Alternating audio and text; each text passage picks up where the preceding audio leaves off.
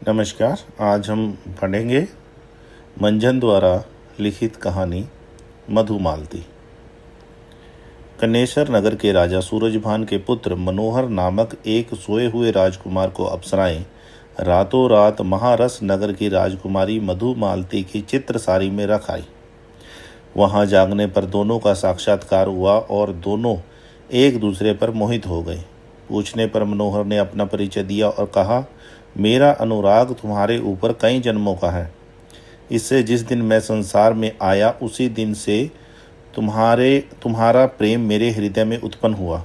बातचीत करते करते दोनों एक साथ सो गए और अप्सराएं राजकुमार को उठाकर फिर उसके घर रख आई। दोनों जब अपने अपने स्थान पर जगे तब प्रेम में बहुत व्याकुल हुए। राजकुमार वियोग से विकल होकर घर से निकल पड़ा और उसने समुद्र मार्ग से यात्रा की। मार्ग में तूफान आया जिसमें इष्ट मित्र इधर उधर बह गए। राजकुमार एक पटरे पर बहता हुआ एक जंगल में जा लगा, जहां एक स्थान पर एक सुंदर स्त्री पलंग पर लेटी दिखाई पड़ी। पूछने पर जान पड़ा कि वह चित विश्रामपुर के राजा चित्रसेन की कुमारी प्रेमा थी, जिसे एक राक्षस उठाकर लाया था। मनोहर कुमार ने उस राक्षस को मारकर प्रेमा का उद्धार किया। प्रेमा ने मधुमालती का पता बताकर कहा कि वह मेरी सखी है, मैं उसे तुझसे मिला दूंगी। मनोहर को लिए हुए प्रेमा अपने पिता के नगर में आई। मनोहर के उपकार को सुनकर प्रेमा का पिता उसका विवाह मनोहर के साथ करना चाहता है, पर प्रेमा यह कहकर अस्वीकार करती है कि मनोहर मेरा भाई है और मैंने उसे उसकी प्रेम पात्री मधुमालती से मिलाने का वचन दिया है। दूसरे दिन मधुमालती अपनी माता रूपमंजरी के साथ प्रेमा के घर आई और प्रेमा ने उसके साथ मनोहर कुमार का मिलाप करा दिया। सवेरे रूपमंजरी ने चित्रसारी में जाकर मधुमालती को मनोहर के साथ पाया।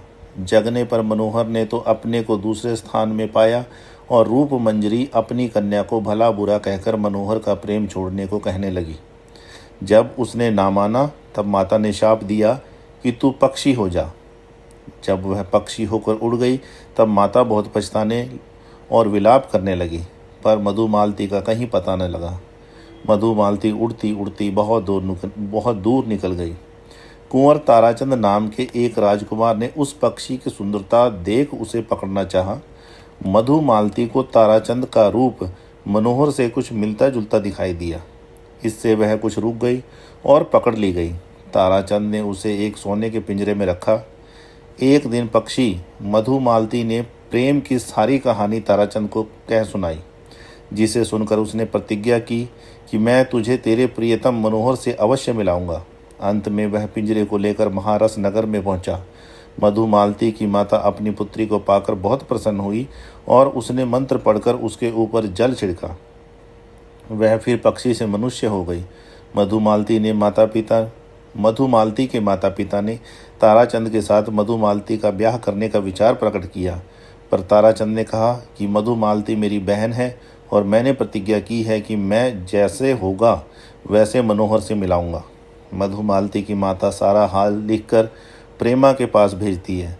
मधुमालती भी उसे अपने चित्त की दशा लिखती है। वह दोनों पत्रों को लिए हुए दुख कर रही थी कि इतने में उसकी एक सखी आकर संवाद देती है कि राजकुमार मनोहर योगी के वेश में आ पहुंचा है। मधुमालती का पिता अपनी रानी सहित दल बल के साथ राजा चित्रसेन अर्थात प्रेमा के पिता के नगर में जाता है और वहां मधुमालती और मनोहर का विवाह हो जाता है।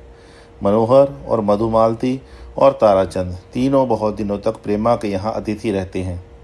एक आखेट से लौटने पर ताराचंद प्रेमा और मधुमालती को एक साथ झूला झूलते देख प्रेमा पर मोहित होकर मूर्छित हो जाता है।